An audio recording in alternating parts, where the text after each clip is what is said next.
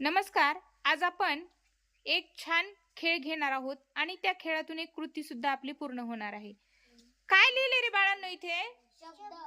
शब्द आहेत का अक्षर आहेत? अक्षर आहेत. काय आहेत?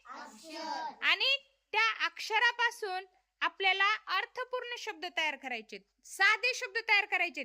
त्या अक्षरांना काना, मात्रा, वेलांटी कुठलंही स्वरचिन्ह नाही.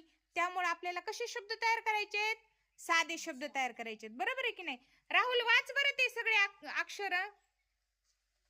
ग न ट त ब ल म य च स व श व य श.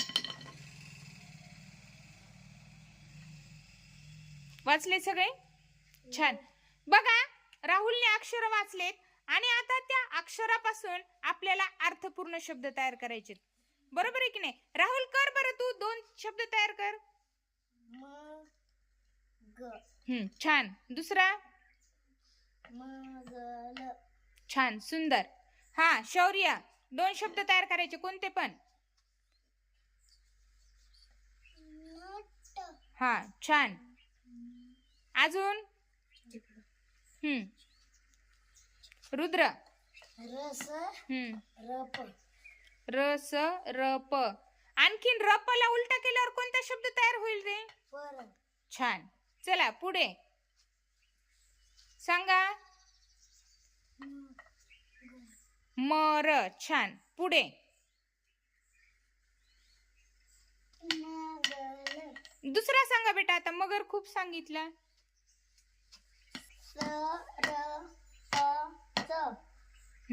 सरपंच. प वर अनुसार पाहिजे पण. हा, चला दुसरा पुढचा शब्द तयार कर.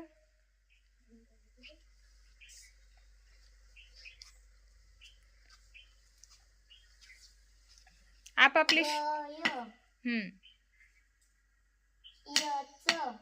यच चा काही अर्थ होतो का रे? येच चा काही अर्थ होत नाही. यम. चव.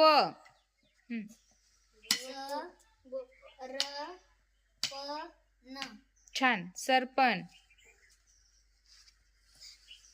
आणखीन होईल का?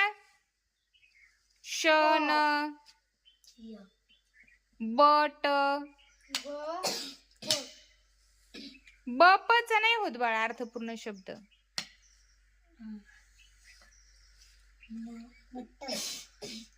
मटर होतय. मटर. छान.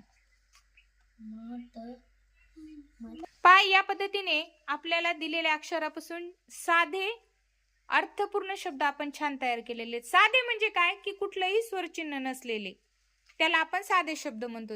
आणखीन बरेच शब्द तयार होतात बघा त्याच्यात. मगर होतय, नट होतय, मन होतय, नर होतय, तर सुद्धा होतय, तट पण होतय, शट पण होतय, सन पण होतय, चव, नट, वर. हे आणखीन जास्तीत जास्त आपल्याला शब्द तयार करता येतात ह्यापासून. पहा, याच्यावर आधारितच आपल्याला जे अक्षर दिलेलं आहे त्या अक्षरापासून सुद्धा आपल्याला त्या अक्षराने सुरू होणारे शब्द हा सुद्धा छानपैकी खेळ घेता येईल. तो आपण पुढच्या तासिकेत बघूयात. सगळ्यांनी खूप छान शब्द तयार केलेत, त्याबद्दल सुंदर टाळ्या वाजवायच्यात.